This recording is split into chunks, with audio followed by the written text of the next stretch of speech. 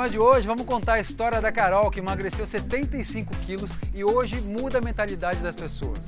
Vamos conhecer também um treino físico com eletroestimulação do nosso parceiro Leonardo.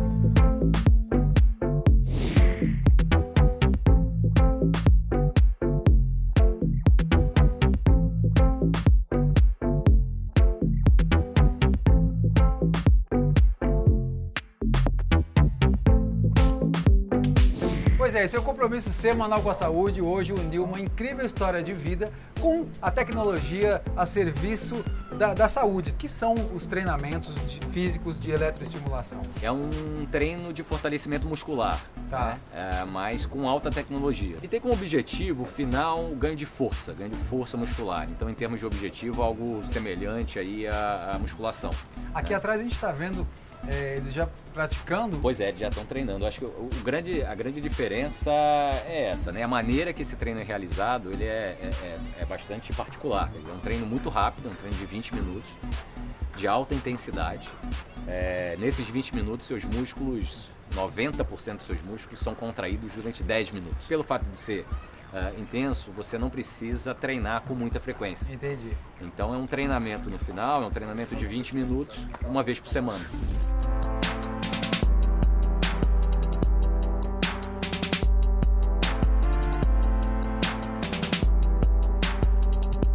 Ele tanto é adaptável a um atleta de alta performance, que tem nesse treino de fortalecimento muscular alguma coisa muito eficaz e rápida.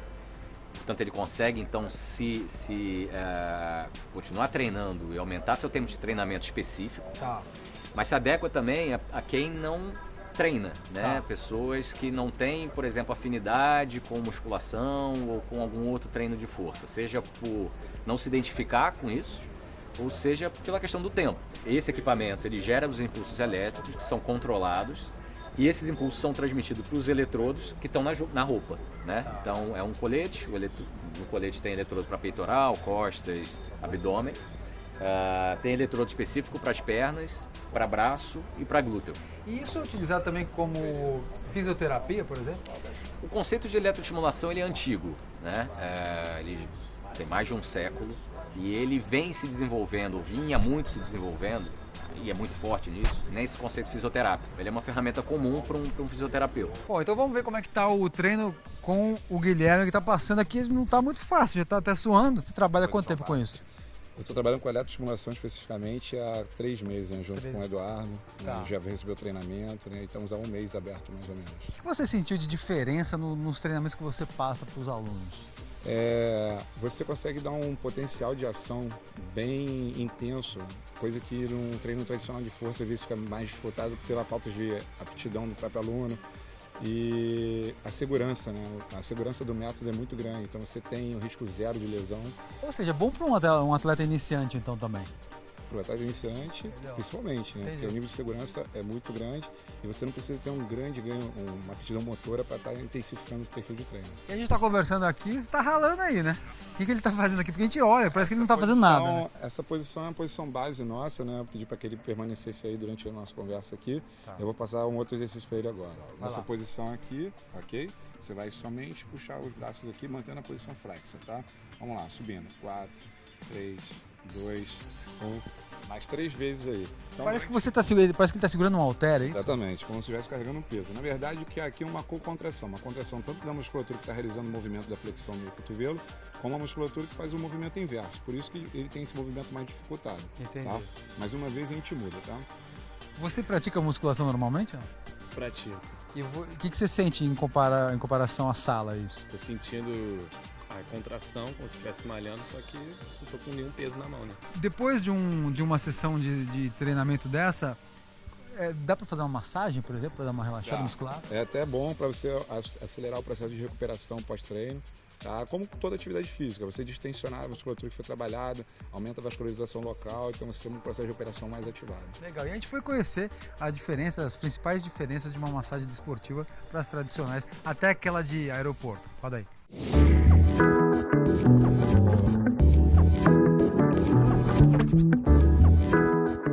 Qual a diferença de uma massagem daquelas de máquina que a gente vê no aeroporto, por exemplo, para uma massagem diretamente ligada ao esporte amador? A do aeroporto, ela é ótima para te relaxar. E uma massagem do esporte? A massagem esportiva, ela é uma massagem personalizada, porque ela vai muito de acordo com a necessidade do atleta, com a modalidade esportiva que ele pratica e se ele está fazendo uma reabilitação ou se ele está fazendo uma recuperação de uma competição ou de um treino.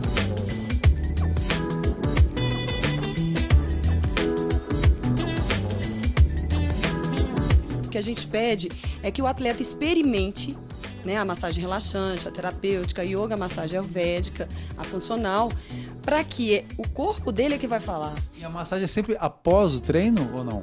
Não, são dois tipos. A pré, ela é uma massagem mais superficial, ela é para ativar, então são movimentos mais rápidos. E a massagem pós, ela é movimentos mais lentos e mais profundos.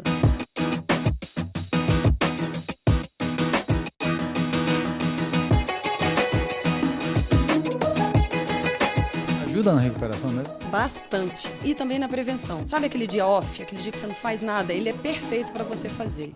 Antes de uma competição também, um dia antes da competição. Porque além dela preparar o corpo, ela também vai ajudar na ansiedade, no estresse. Então ela ajuda em todos os fatores.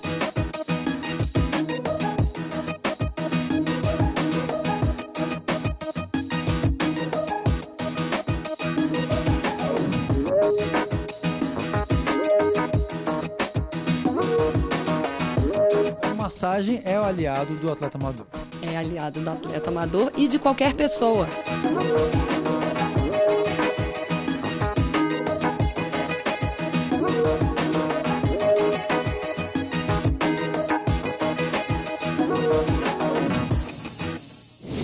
É isso aí, massagem desportiva é bom para qualquer atleta, principalmente amador.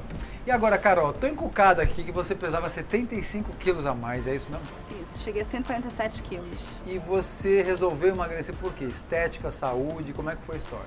Então, eu nunca me aceitei com sobrepeso, nunca me aceitei gorda. E aí eu fazia tudo para poder emagrecer. Acupuntura, psicólogo, psiquiatra, simpatia. Mas foi desde a infância? Desde os meus 12 anos, eu não era gorda, mas eu era, por exemplo, sempre brinco, que a gostosa da primeira série é a gordinha do segundo grau. E a magrela da primeira série é a gostosa do segundo grau. Entendi. Então, na minha turma, eu já era vista como uma gordinha. Sempre foi um problema o emagrecimento. Na verdade, hoje eu entendo que o emagrecimento, na verdade, não é o problema, é a solução. Só que eles focam como se fosse o problema nosso. Na verdade, o emagrecimento é o resultado do seu problema, né? E aí eu fiz acupuntura, psicólogo, psiquiatra, simpatia para emagrecer, fiz tudo que você pode imaginar na sua vida. Simpatia não funcionou também, não? Não funcionou. E aí eu cheguei a 157 quilos, estava completamente feliz, depressiva. 157? 147. 147 quilos. E resolvi fazer a cirurgia bariátrica achando que eu estava achando a solução do meu problema. Em um mês voltei a engordar 9 quilos, porque nas reuniões que tem do pós-operatório, a gente se encontrava com pessoas operadas e elas davam dicas de como burlar o seu estômago pequeno. Quando eu voltei a engordar, eu tive esse insight. Falei, gente, se eu nunca pulei da janela, mesmo com vontade, porque eu associo isso à dor, eu tenho que levar isso pra comida. Eu comecei a estudar muito sobre o assunto. Quanto por cento você acha que é o psicológico no emagrecimento? 100%. Jura? Porque é o meu mental que faz com que o meu físico seja construído. Então, por exemplo, é o que eu sempre falo, as pessoas estão preocupadas com o que elas estão colhendo.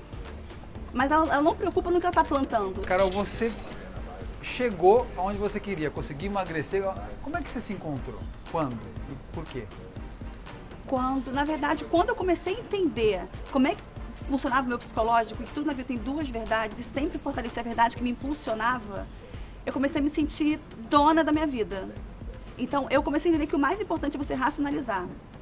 E que o que você determina para você é o que você vai fazer.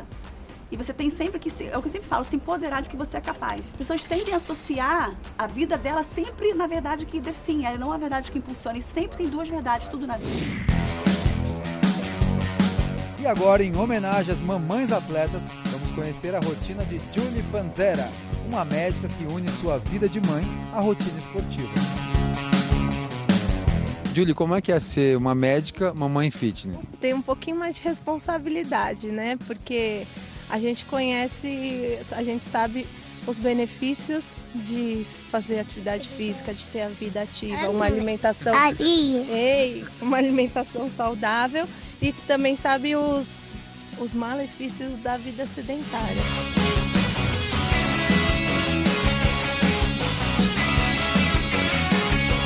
Qual que é a sua maior preocupação na criação dele? É criar bons hábitos. Porque o que a gente vê muito hoje são adultos com dificuldade, eles querem ter bons hábitos, eles querem ter uma alimentação saudável, mas eles estão tão acostumados a comer errado, a ser sedentário desde criança, que é difícil depois de mais velho mudar.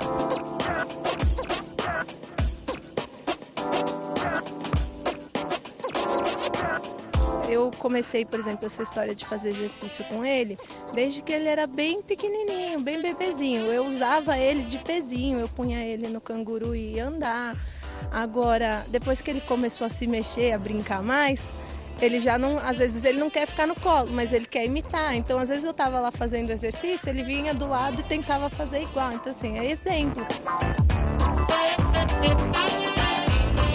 Trabalha equilíbrio, trabalha várias habilidades, né? Então, assim, é muito importante para o desenvolvimento físico e psicológico também, porque o esporte, ele traz um pouco mais de disciplina para a vida da criança, eles... Até mesmo na questão de alimentação, eles não sentem tanta necessidade de comer muito errado, diminui a ansiedade, principalmente uma criança agitada, assim, igual ele. Se eu pudesse ele trancado em casa o dia inteiro, ia chegar uma hora que ele ia ficar tão entediado, o que tem para fazer? Acho que eu vou comer. A rotina das crianças hoje em dia tem a presença muito forte de tablets, celulares e jogos online. Como é que você trabalha com isso? Eu não vou falar que ele não usa celular, não usa o tablet, porque acaba usando. Tem situações que isso é muito, que ajuda bastante, né? Tem alguns lugares que não tem como a gente evitar. Vem cá, Bê. Isso. Aí, você viu que ele é bem agitado. Isso é sinal de saúde, né? Isso é só criança saudável. Sim.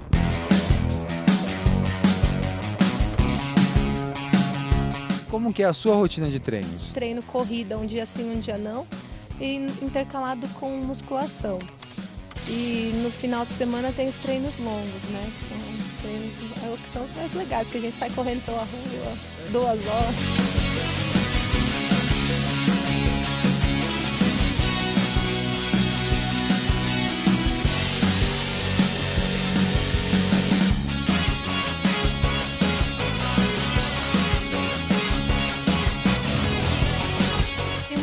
Fala assim, eu não vou para academia porque eu me sinto culpada de deixar o meu filho em casa enquanto eu treino. Eu falo, poxa, treina junto, entendeu? Faz alguma coisa junto. Qualquer praça, em qualquer lugar. Em qualquer lugar, entendeu? Vira uma brincadeira com ele e você aproveita e exercita também. Melhor que ficar fazer nada. Carol, você detectando que o problema principal é o psicológico, você foi estudar e fez um curso de coaching, é isso?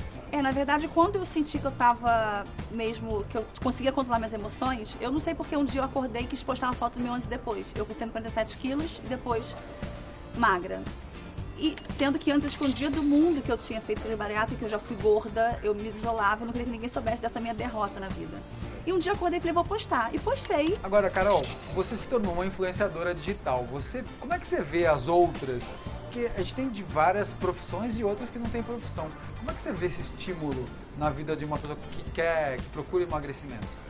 Eu acho que ele é muito delicado, porque ao mesmo tempo que pode ser um ponto motivacional, pode ser um ponto que acabe com eles. Primeiro que você, na verdade, você mostra o que você quer mostrar na internet. Eu costumo sempre falar assim, você não tem que pegar o que a fulana tá falando, mas se o que ela fala tá condizente com o que ela tá postando, de resultado corporal dela.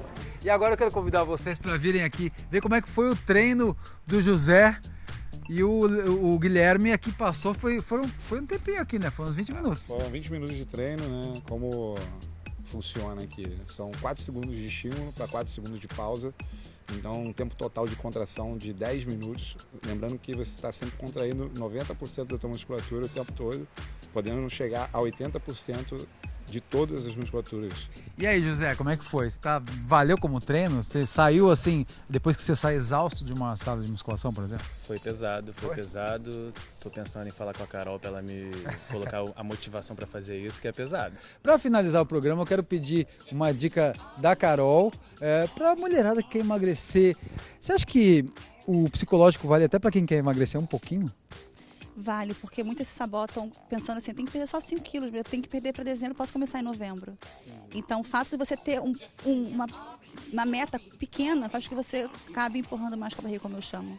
Deu certo, né, Carol? Deu certo. Tá feliz? Muito, graças a Deus. Tá bem, não tá, Leonardo? Não, tá muito bem, meus parabéns. Gente, obrigado pela presença de vocês, obrigado. A vocês de casa, muito obrigado. Mais informações no site euatleta.com e diariamente estamos ao vivo às 5 horas da tarde no Sport TV 2. Até semana que vem. Tchau.